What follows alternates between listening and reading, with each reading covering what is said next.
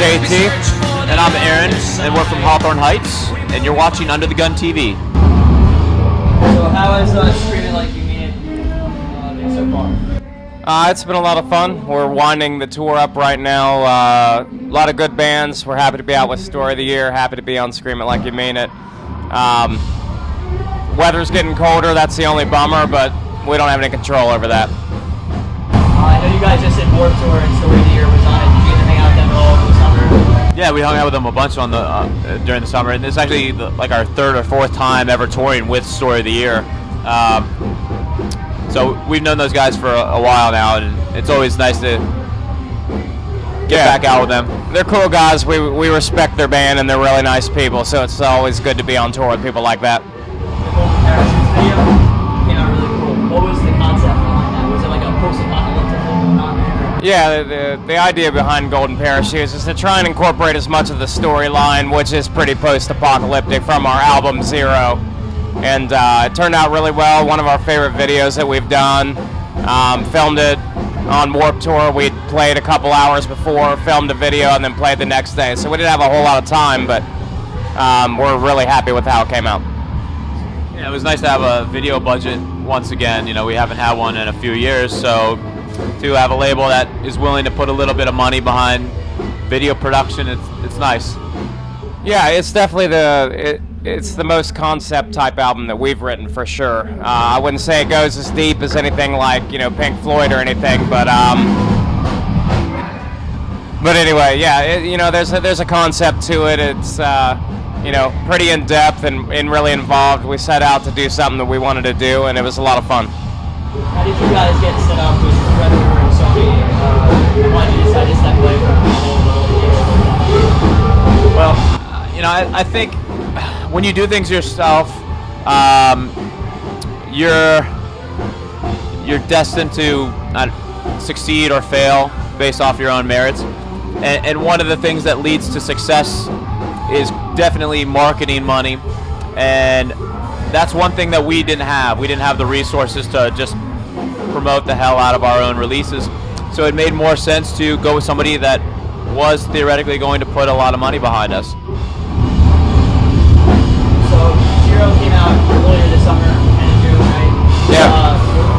What's your favorite part about the record, and why did you take that kind of bit more concept-driven route? I think our favorite part was just the fact that we've been a band for a while and we were able to do something different. We were able to kind of set a different set of goals, write an album in a different way, record it in a different way, and just, you know, it was a different type of fun. How was it working with Brian Virgil? Brian was a lot of fun. He was a good guy. We didn't really know a whole lot about him beforehand. He came highly recommended though, but we ended up hitting it off pretty easily with him.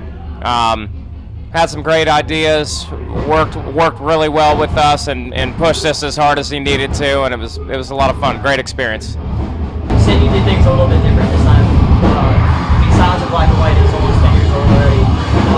What different steps have you taken right now and going to the studio? I would say probably one of the biggest differences we did on this album was we played live together a lot within the studio. We'd never really done that a whole lot. You know, we wrote the songs beforehand, came in, and everybody played their own part until it was finished, but we did a lot of playing together. And normally you have the guitar player lay down a scratch track to a click, and then I come in and I do my drum parts, and then you do bass, and then you do guitar. This time, every single take we did, I was in there and I was performing live with all of the guitar players and our bassist, and so that way our producer would notice little subtleties in how we were performing the song. We tend to speed up just a little bit in the chorus, so he would map that out tempo-wise, and it just sort of gives a little bit more life and feeling to the songs than just running everything through a computer and, all right, here it is, here's that BPM, and it's just kind of stagnant when you do it like that. So that was one of the biggest changes in the just the tracking of the album. We would do that for about 3 or 4 songs, and then they would start working on guitars and vocals, and then we'd finish that group of songs and then do that whole process again. So everybody was consistently working throughout the whole process, and nobody just got done with all their parts and then had to sit around a whole month for everybody else to finish theirs. I know like a ton of bands are doing a lot of 10-year anniversary tours. Have you guys ever kicked around the idea of doing the Silence of Black and White tour next year?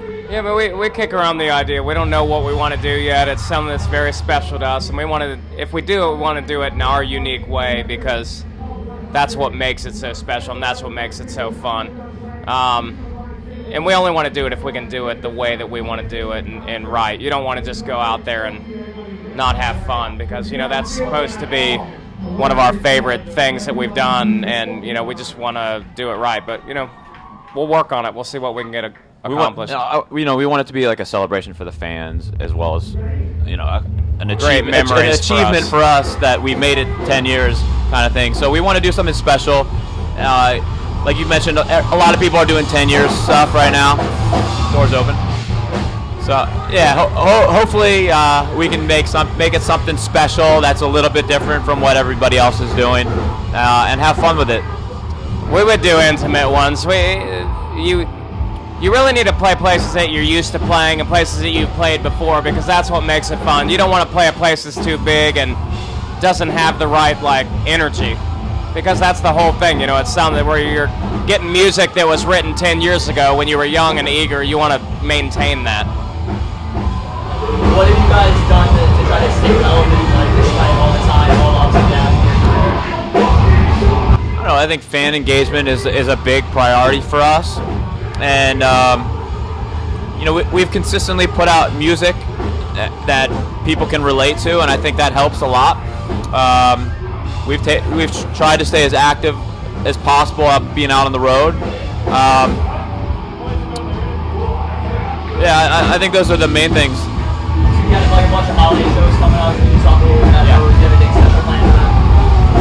I don't know. We haven't really talked much about, you know, set lists or anything else like that yet. But we just wanted to stay out on the road, hit some markets that we didn't hit this summer or on this tour, and have fun playing music. We're gonna play Draped in Mistletoe.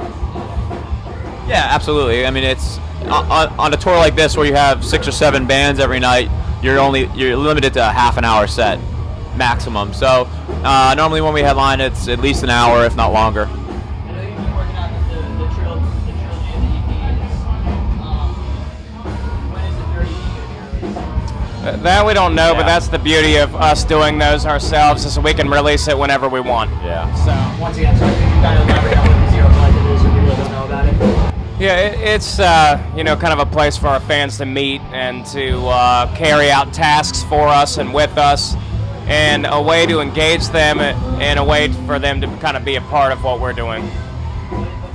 You know, everything from helping us promote our tour, promote the release of the album, but we're kind of doing it within the context of the story of Zero. So try to make it a little bit more entertaining in the process. I saw you guys reposted that clip from South Park. Yeah. How did you guys feel that? And do you think other bands were able to laugh at it as well? I hope so. If you can't laugh at yourself, then you're probably a little bit too self-conscious. But I think it was awesome to be parodied on a show that's been around forever. You know, that I don't know. That's one of the coolest things I think that we've or accomplishments, I guess. How did you find out about it? Did someone just like call you and be like, yo, you know? I found out about it on Twitter. Yeah, people were tweeting at One of our us. fans said, "Hey, check this out." So we went and looked at it. So you guys have been touring with Mark for a couple of years, and now he's like officially a member of the band. Did he always kind of seem like he was going to be the right fit to take over the spot? Yeah, just because we've known him for a long time. You know, he's been working with us for a long time, but we've also known his band for a long time. We've played shows with him forever in his other band, and you know, it's kind of hard to get along with all of us because we make fun of everybody, and he's been able to take it so far. You know, we try to be funny. And what else can we expect to see from you guys in the future? I think a lot more touring and working on our future releases. Obviously, you know, we're gonna try to put together the coolest 10-year tour bundle thing. I don't know. We don't know exactly what we're doing yet, but we want to make it super cool and fun. Hey, what's up? I'm Aaron. I'm JT. And we are Hawthorne Heights. You're watching Under the Gun.